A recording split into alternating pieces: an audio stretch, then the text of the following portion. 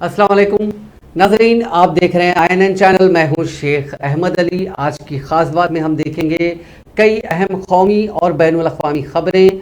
मरकजी वजीर बराए अक़लियती उमूर मुख्तार अब्बास नकवी ने वज़ारती ओहदे से इस्तीफ़ा दे दिया।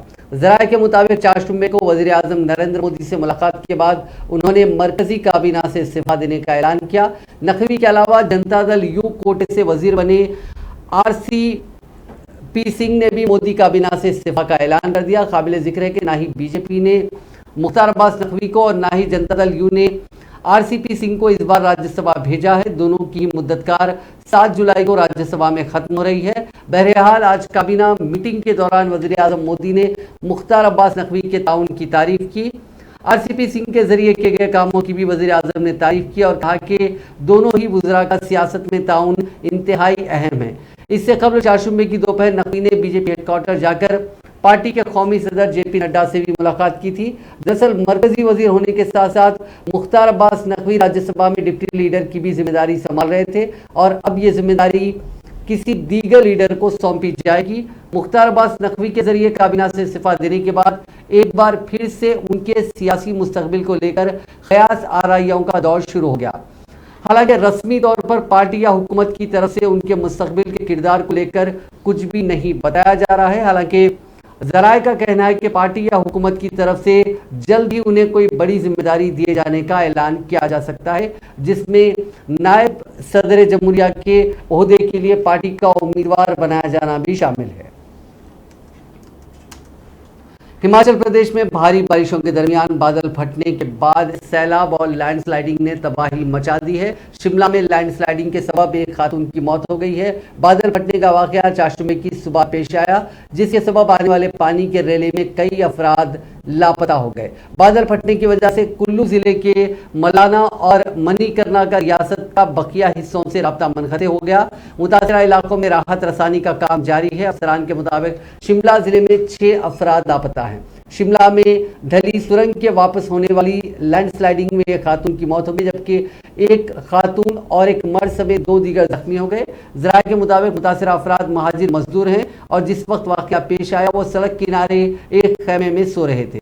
जख्मियों को इलाज के लिए इंदिरा गांधी मेडिकल कॉलेज और अस्पताल ले जाया गया। मलबे की जद में कुछ गाड़ियां भी आईं। दरियासना, कुल्लू और कुन्नूर अजला में अचानक सैलाब आने की इत्तला मौसूल हुई। कुल्लू के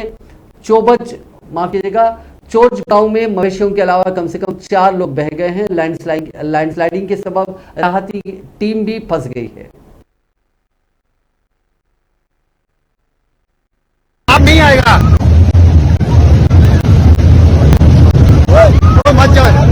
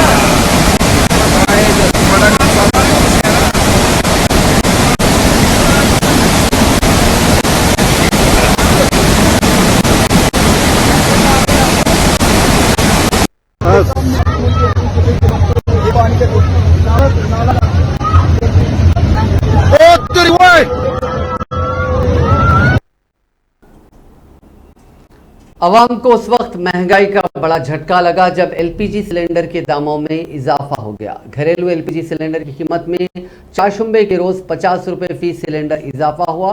बढ़ती हुई कीमतों का इतलाक आज से हो गया है। इस इजाफे के बाद दिल्ली में LPG सिलेंडर 1053 रुपए फी सिलेंडर के हिसाब से दस्तयाब होगा। 5 किलो के घरेलू LPG सिलेंडर की कीमत में भी इजाफा हुआ है और इसमें 18 रुपए फी सिलेंडर का इजाफा किया गया। इसके साथ ही 19 किलो के कमर्शियल सिलेंडर की कीमत में 8.5 रुपए की कमी की गई है। नई कीमतों के बाद 14.2 kg वाला सिलेंडर, घरेलू सिलेंडर दिल्ली में 1053 रुपये, कोलकाता में 1079 रुपये, मुंबई में 1052 रुपये 50 पैसे, जबकि चेन्नई में 1068 रुपये 50 पैसे में दस्तयाब होगा। कांग्रेस जनरल सेक्रेटरी प्रियंका गांधी वाड्रा ने चारशंबे को कहा कि भारतीय जनता पार्टी की हुकूमत अशियाए जरूरिया की कीमतों में मुसलसल इजाफा कर रही है और रसोई गैस सिलेंडर की कीमत एक बार फिर बढ़ाकर उसने गरीबों की कमर तोड़ दी है। प्रियंका गांधी ने कहा कि एक तरफ यह हुकूमत गरीबों की बहबूद की बात करती है और दूसरी तरफ गरीबों का निवाला छीनती है। गुज़िश्ता 2-3 दिनों में हुकूमत ने जरूरी अशिया पर GST में 5% इजाफा करके गरीबों की रोटी छीनने का काम किया है। उन्होंने ट्वीट किया कि बीजेपी और उसके सरमाएदार दोस्तों के पास अवाम से लूटने और खाने के दांत कुछ और हैं, दिखाने के लिए कुछ और। एग्जीक्यूटिव मीटिंग में गरीब बहबूद कहकर पिछले 2-3 दिनों में आटा, अनाज, दही, पनीर पर 5% गब्बर सिंह टैक्स लगा दिया गया और रसोई गैस पर मजीद 50 रुपए बढ़ाकर गरीब मुतवस्सो तबके की कमर तोड़ दी गई। स्पाइस जेट की एक और तैयारी ने चारशंबे के रोज हंगामी लैंडिंग की। मालूमात के मुताबिक 5 जुलाई 2022 को स्पाइस जेट बोइंग 737 जो कि कार्गो हवाई जहाज है, वो कोलकाता से चौंकिंग के लिए रवाना हुआ था। वेदर रेडार टेक ऑफ के बाद मौसम नहीं दिखा रहा था, जिसके बाद PIC ने कोलकाता वापस जाने का फैसला किया। स्पाइस जेट के तर्जुमान ने चारशंबे के रोज बताया कि 5 जुलाई 2022 को स्पाइस जेट का बोइंग 737 माल बरदार जहाज कोलकाता से चौंकिंग के लिए रवाना होता। टेक ऑफ के बाद मौसमी रेडार मौसम ठीक से नहीं दिखा रहा था। पायलट इन कमांड को कोलकाता वापस जाने का फैसला किया, जिसके बाद तैयारे को कोलकाता एयरपोर्ट में बाहिफाजत उतारा गया। ख्याल रहे कि गुज़िश्ता 18 दिनों में स्पाइस जेट के तैयारे में तकनीकी खराबी का कम से कम यह 8वां वाकया है। इससे कबल मंगल के रोज स्पाइस जेट के एक तैयारी ने पाकिस्तानी शहर कराची में इमरजेंसी लैंडिंग की थी। ये तैयारा दिल्ली से दुबई जा रहा था। राजस्थान में अजमेर दरगाह थाना पुलिस ने मुतनाज़िया वीडियो अपलोड करने के मामले में हिस्ट्री शीटर खादिम सलमान चिश्ती को गिरफ्तार कर लिया। पुलिस ने इस मामले में सलमान को मंगल की शाम उसके खादिम महल की रिहायशगाह से गिरफ्तार किया। इब्तिदाई तफ्तीश में उसने पुलिस को नशे में वीडियो बनाने की बात कही। Additional superintendent of police Vikas Sangwan, Dargah CEO Saraswat, CI Dalbir Singh ने मुतनाज़िया वीडियो जारी करने के बाद अंडरग्राउंड इस खादिम को गिरफ्तार किया। काबिल जिक्र के सलमान चिश्ती ने वीडियो अपलोड करते हुए बीजेपी की साबिक तर्जुमान नुपुर शर्मा का गला काटने वाले शख्स को अपना घर तोहफे में देने का ऐलान किया था। इस वीडियो के बाद मुस्लिम और गैर मुस्लिम माशरे में शदीद रद्दमल सामने आया। इसके बाद खादिमों की तंजीम अंजुमन कमेटी और दरगाह कमेटी को अमन और हम आहंगी बरकरार रखने का पैगाम जारी करना पड़ा था।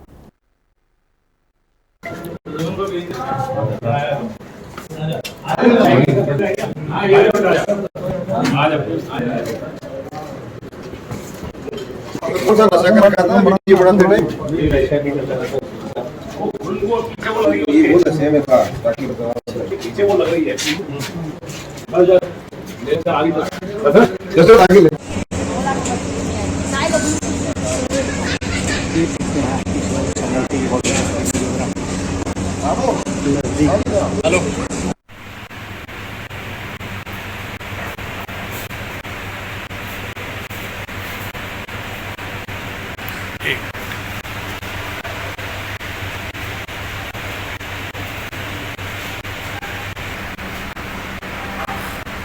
ले जाओ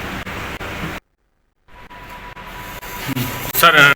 क्या घटना हुई थी, किसे गिरफ्तार किया और क्या पूछताछ की जा रही है? देखिए, कल हमारे संज्ञान में आया था कि दरगाह के खादिम सलमान चिश्ती द्वारा एक भ्रामक और आपत्तिजनक वीडियो शेयर किया गया है, जिसके बाद तुरंत FIR दर्ज कर ली गई और विभिन्न टीम बनाकर साइबर टीम की मदद के द्वारा भी आज सलमान चिश्ती को घर से दस्तयाब किया गया। अभी उनसे पूछताछ जारी है। उनको उनके खादिम मोहल्ला से ही अभी दस्तयाब किया गया है। बाकी एक बार अभी पूछताछ हो जाए कि वो कब उन्होंने वीडियो बनाया, कहाँ बनाया, उसके बाद बाकी जानकारी शेयर कर सकते हैं। किसको लेकर ये वीडियो बनाया गया था सर? क्या भ्रामक इसमें बातचीत? उन्होंने नुपुर शर्मा के संबंध में कुछ आपत्तिजनक टिप्पणी की थी। उसी के संबंध में ये वीडियो वायरल हुआ यूट्यूब पे और उसी के माध्यम से हम तक पहुँचा। नशे की हालत में बनाया गया था और अभी भी कोई नशे में है वो? जैसा वीडियो में प्रतीत हो रहा है वो इनोवेटेड स्टेट में थे, डेफिनेटली कुछ नशा उन्होंने किया था, ऐसा प्रतीत हो रहा है। बाकी अनुसंधान का विषय है, उसमें समझ आएगा कि क्यों इस तरह की स्थिति में थे। यहाँ हिस्ट्री शीटर भी है यहाँ का? हाँ, ये थाने के हिस्ट्री शीटर रहे हैं, इनके खिलाफ 13 मुकदमे पुरुष दर्ज हैं, जिनमें एक में जेल पैनल है और एक में सजा भी इनको हो चुकी है। सर, वीडियो बनाने में किसी तरह का किसी का सहयोग है? अभी तक की जानकारी के हिसाब से ऐसा कुछ तथ्य सामने नहीं आया है। उन्होंने खुद ही अपने जो स्टिक होती है उसके माध्यम से वीडियो जरूरी बनाते हैं इस तरह के, और उसी के थ्रू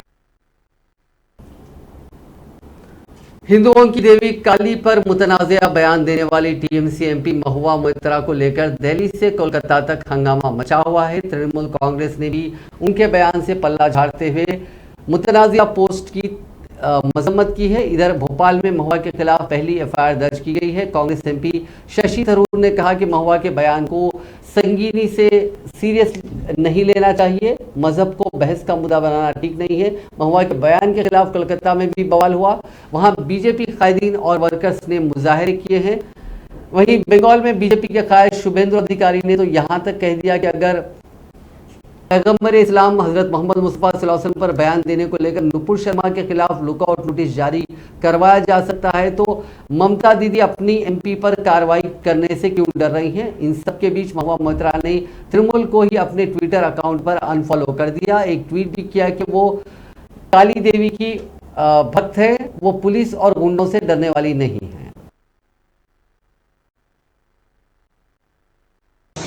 हम किसी के विरोधी नहीं है, किसी भी धर्म की भावनाओं को आहत नहीं होना चाहिए, किसी धर्म की भावनाओं को आहत नहीं होना चाहिए। अभी काली मां का अपमान किया गया, आज आपने देखा होगा एफआईआर मध्य प्रदेश में हो गई। हमने कहा भाई हम नहीं छोड़ेंगे, मैया का अपमान भी सहन नहीं करेंगे। किसी की आस्था को चोट किसी भी कीमत पर नहीं पहुंचानी चाहिए। जनूबी कश्मीर के जिले कोलगाम के हादीगाम इलाके में चाशु में कल सुबह छिड़ने वाले एक तसादुम माराई के दौरान 2 मकामी जंगजुओं ने सरेंडर किया। कश्मीर जोन पुलिस ने अपने ट्विटर हैंडल पर एक ट्वीट में कहा कि कोलगाम के हादीगाम इलाके में एनकाउंटर के दौरान 2 मकामी जंगजुओं ने अपने वालिदैन की अपील पर सरेंडर किया। ट्वीट में मजीद कहा गया कि सरेंडर करने वाले जंगजुओं की तहवील से असलाह और गोला बारूद के अलावा काबिल एतराज मवाद भी बरामद किया गया। एक पुलिस ओहदेदार के मुताबिक मज़कूरा जंगजुओं ने हाल ही में लश्कर तैयबा नामी जंगजू तंजीम में शमूलियत अख्तियार की थी। कबल पुलिस ने कहा कि कोलगाम के हादीगाम इलाके में सिक्योरिटी फोर्सेस और जंगजुओं के दरमियान तसादुम छिड़ गया। इस सरेंडर का वीडियो ट्विटर पर काफी वायरल हो रहा है।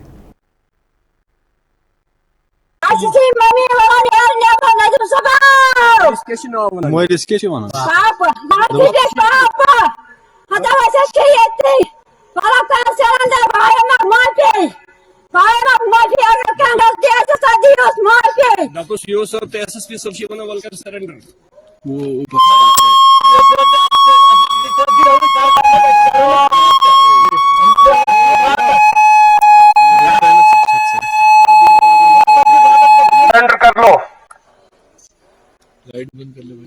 कफील आपके भी माँ बाप यहाँ पे आए, बाहर आके सरेंडर कर लो। अभी एसएसपी साहब और सीओ साहब आपको मौका दे रहे सरेंडर करने का।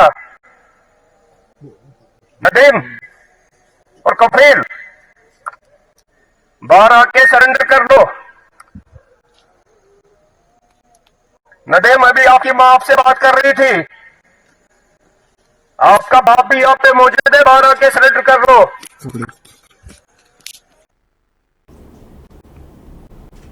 पीडीपी सदर और साबिक वजीर आला महबूबा मुफ्ती ने कोलगाम एनकाउंटर के दौरान 2 मिलिटेंट्स के सरेंडर करने पर उनके अहले खाना की कोशिशों और सिक्योरिटी फोर्सेस के ताउन की सराहना की।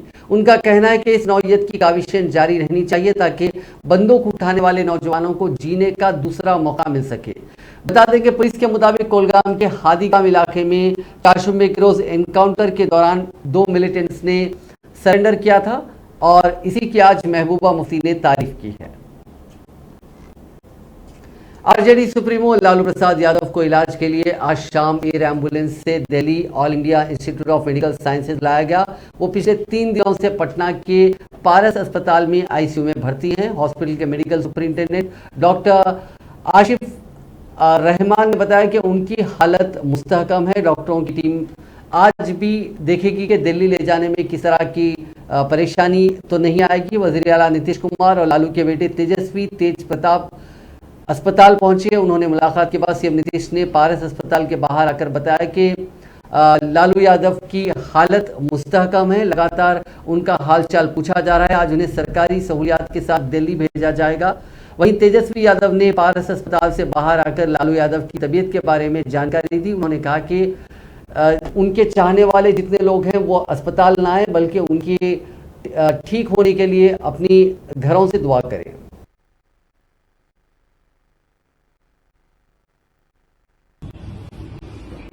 सभी लोगों को प्रणाम। अभी हम लोग पारस अस्पताल में हैं, जहां गरीबों के मसीहा आदरणीय लालू प्रसाद जी का इलाज चल रहा है, ट्रीटमेंट चल रहा है। हम आप सब लोगों से निवेदन करना चाहते हैं, अपील करना चाहते हैं, रिक्वेस्ट करना चाहते हैं कि जो लोग भी लालू जी के चाहने वाले हैं, शुभचिंतक हैं, और सभी लोग जो है दुआ कर रहे हैं कि लालू जी जल्द से जल्द जो है ठीक हों, उनसे यही अपील है कि अस्पताल ना आए, क्योंकि और लोगों को भी दिक्कत हो रही है, मरीजों को, और इन्फेक्शन होने का डर हो रहा है। तो चाहेंगे कि आप। कर्नाटक हाईकोर्ट के जज HP संदेश ने इल्जाम आयद किया कि एंटी करप्शन ब्यूरो के एडिशनल पुलिस डायरेक्टर जनरल की सरजनिश करने पर उन्हें तबादले की धमकी दे दी गई। इस पर राहुल गांधी ने रद्द-ए-अमल जाहिर करते हुए कहा कि बीजेपी की बदउनवान हुकूमत का पर्दाफाश करने वाले जज को धमकी दी गई। उन्होंने कहा कि बीजेपी एक के बाद दिगरे इदारों को तबाह कर रही है। राहुल गांधी ने अपने ट्विटर हैंडल पर लिखा कि कर्नाटका में बीजेपी की बदउनवान हुकूमत का पर्दाफाश करने वाले जज को धमकी दी गई है, और उन्होंने कहा कि हम में से हर एक को उन लोगों के साथ खड़ा होना होगा जो बेखौफ होकर अपने फराइज को अंजाम दे रहे हैं। राहुल गांधी ने ट्वीट के साथ हैशटैग डरो मत का इस्तेमाल किया। वाज़ेह है कि कर्नाटक हाईकोर्ट के जज HP संदेश ने बेंगलुरु के साबिक तहसीलदार महेश PS की दरखास्त से जमानत पर समाअत करते हुए उनको धमकी दिए जाने का इंकशाफ किया था। एक वीडियो इस सिलसिले में राहुल गांधी ने ट्वीट किया है। And there is a threat to this court. I am going to protect the independence of judiciary at the cost of my judgeship. This should not happen. This should not happen. I will record the same in the order itself. This should not. You people are encouraging such people, state government as well as you are here to protect the institution. You are here to protect the institution. Not to do all these things. Society ಅನುಕೂಲ ಆಗ್ತದ್ರಿ. ನೀವು ತಿನ್ನ ಅನ್ನೋ institution ಜನರ public ಮನಿ.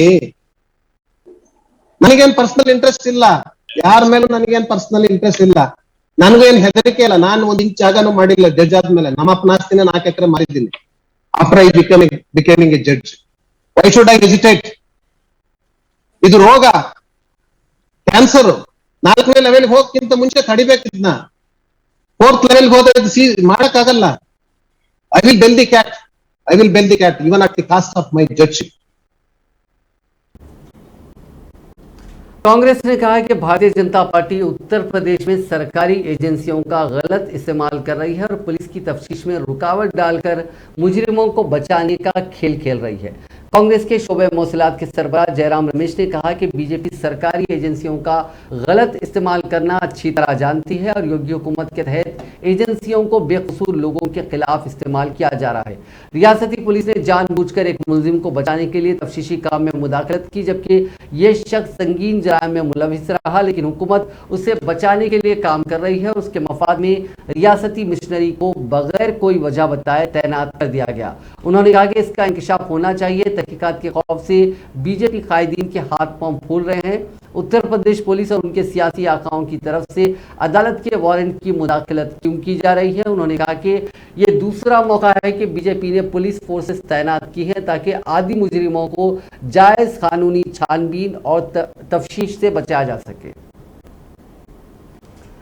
कांग्रेस के कायद अभिषेक मनु सिंघवी ने कहा है कि बीजेपी एक तरफ पैट्रियटिज्म कौम परस्ती की बात करती है, जबकि दूसरी जानिब बीजेपी के कई कायदीन का ताल्लुक दहशतगर्द तंजीमों से निकला है। उन्होंने कहा कि कुछ रोज़ पहले कश्मीर से एक लश्कर तैयबा का दहशतगर्द पकड़ा गया था। वो न सिर्फ बीजेपी का रुकन था बल्कि IT सेल का सरबराह था। इसके अलावा कई और वाक़यात सामने आए हैं जहां बीजेपी के कायदीन के ताल्लुकात इन दहशतगर्द तंजीमों से या उनसे जुड़े लोगों से सामने आए हैं। अपना जिसको आप सोशल मीडिया फौज कह लीजिए, जिसको आप ट्रोलिंग फौज कह लीजिए, इनका उद्देश्य है कि सच को झूठ कर देना और झूठ को सच कर देना। इनका उद्देश्य है कि आपको भयभीत करना। इस केस में न्यायपालिका के उच्चतम न्यायालय के जजेस को दबा के रखना, दबाना, उनके दुष्प्रभाव करना और इस प्रकार से अपना उल्लू सीधा करना, उनको दबा धमका और प्रेशराइज करके, आतंकित करके अपना उल्लू सीधा करना, जैसा कि उन्होंने बहुत हद तक प्रेस के साथ किया है, अन्य संस्थाओं के साथ किया है, कार्यपालिका की कई संस्थाओं के साथ किया है और इस बार मैं समझता हूं सबसे भर्त्सना योग्य उच्चतम न्यायालय के संदर्भ में। दोस्तों, ये पिछले कुछ हफ्ते हम जानते हैं बीजेपी के ऐसे कई कारनामे एक्सपोज हुए हैं। राहुल गांधी केरला के विषय में बोल रहे हैं और इसी फौज ने, इसी बेमानी झूठी फौज ने उसको तोड़ फोड़ कर ट्विस्ट करके उदयपुर के संदर्भ में चला दिया। आपके सामने, आपकी आंखों के सामने इतनी बड़ी लेक्चरबाजी करते हैं और आपके सामने हो रहा है। उसके बाद कई घंटों के बाद, हमारे नोटिसों के बाद जब उन्होंने माफी मांगी तो उसके बावजूद बीजेपी के उच्च स्तरीय नेताओं ने उस माफी के बाद भी यही चीज चलाते रहे। उनमें से एक पूर्व मंत्री भी है। इसके अलावा कांग्रेस की कौमी तर्जुमान नायक रागिनी ने इल्जाम लगाया कि शमशान और कब्रिस्तान बीजेपी का नैरेटिव रहता है और हर इंतखाबात में इसी की बुनियाद पर सियासत की इमारत बीजेपी खड़ी करती है। अभी सिर्फ मौत पर ही बीजेपी ने GST नहीं लगाया है। आज इस पूरे मामले को लेकर उन्होंने कांग्रेस हेडक्वार्टर में एक प्रेस कॉन्फ्रेंस की।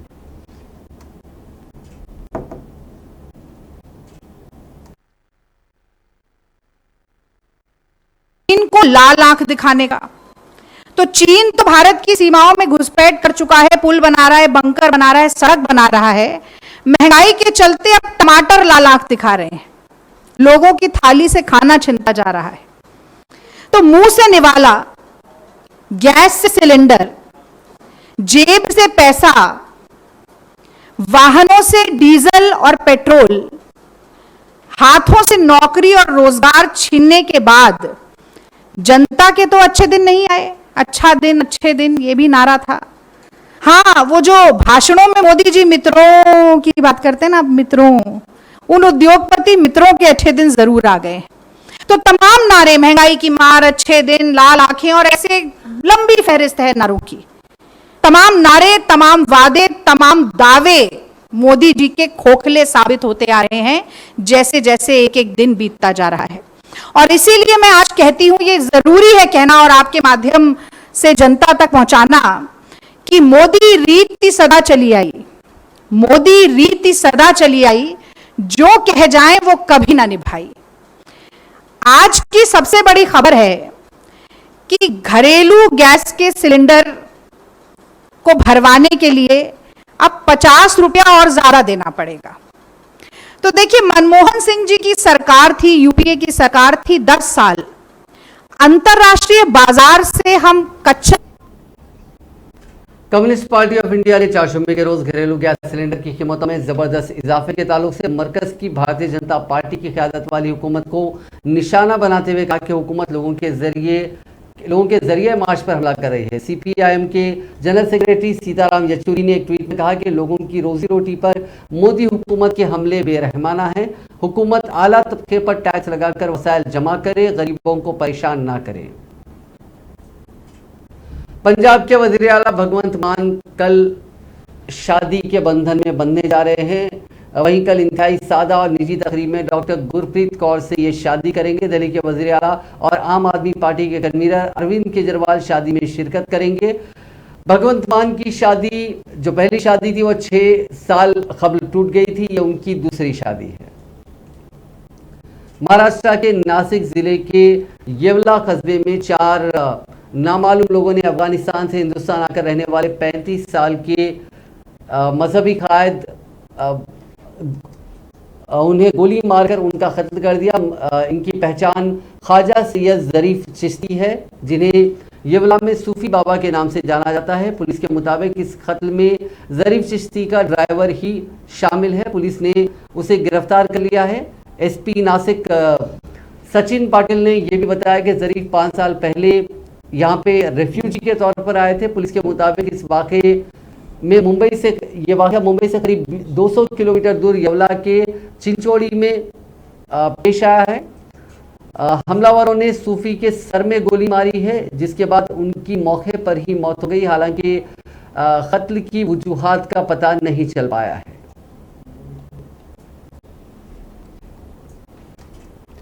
इंडियन कोस्ट गार्ड ने गुजरात के समुद्र में एक जहाज MT ग्लोबल किंग आई से क्रू मेंबर्स के सभी 22 अराकीन को रेस्क्यू कर लिया है। समुद्र में 93 समुद्री मील या नॉटिकल माइल की दूरी पर इस रेस्क्यू मुहिम चलाने के दौरान पोरबंदर से ICG जहाज़ों और ALH ध्रुव रवाना किया गया था और वहां से इन सभी लोगों को रेस्क्यू किया गया। रेस्क्यू किए गए क्रू में एक पाकिस्तानी और श्रीलंकाई शहरी के साथ 20 हिंदुस्तानी शामिल हैं। बचाए गए लोगों को ICG जहाज़ों और हेलीकॉप्टरों के जरिए पोरबंदर की बंदरगाह लाया गया।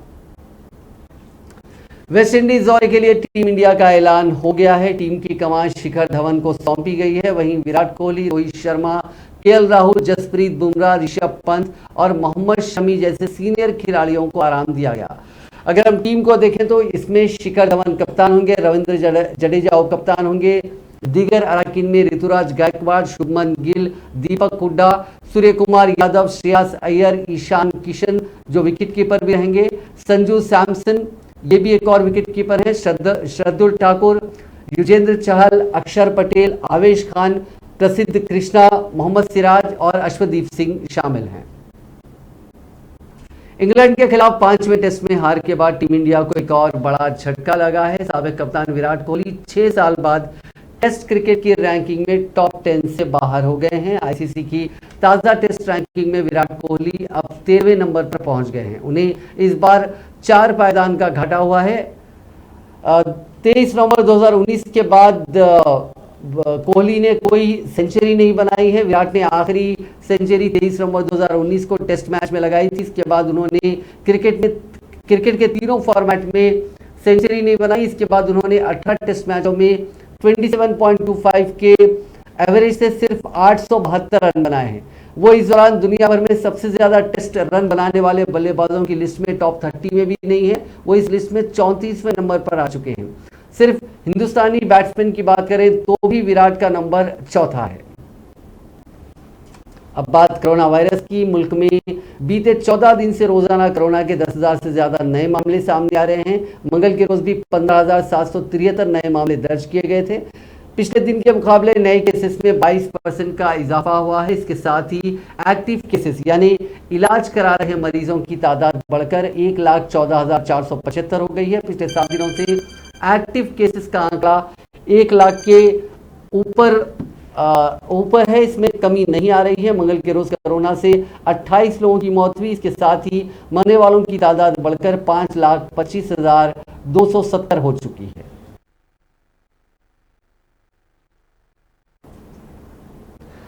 ब्रिटेन के वजीर सेहत ऋषि सुनक और एक और वजीर हैं साजिद जावेद ने मंगल देर रात इस्तीफा दे दिया है। दोनों वज़रा ने जॉनसन की काबिलियत और हुकूमत के काम करने के तरीकों पर संगीन सवाल उठाए। सुनक और साजिद के बाद 4 जुम्मे को children's and family minister Wilkins और पार्लियामेंट की प्राइवेट सेक्रेटरी लॉरा ट्रॉट ने भी रिजाइन कर दिया है। इन इस्तीफों के बाद वज़ीर आज़म बोरिस जॉनसन पर भी कुर्सी छोड़ने का दबाव बढ़ गया है। कोरोना के दौर में पार्टी करने वाले जॉनसन को पिछले महीने नो कॉन्फिडेंस मोशन का सामना करना पड़ा था। बहरहाल अब सवाल उठ रहे हैं कि अगर जॉनसन इस्तीफा देते हैं तो उनकी कंजर्वेटिव पार्टी अगला वजीर आजम किसे बनाएगी। रेस में 6 नाम शामिल हैं, जिसमें सबसे आगे इंडियन ओरिजिन के ऋषि सुनक माने जा रहे हैं।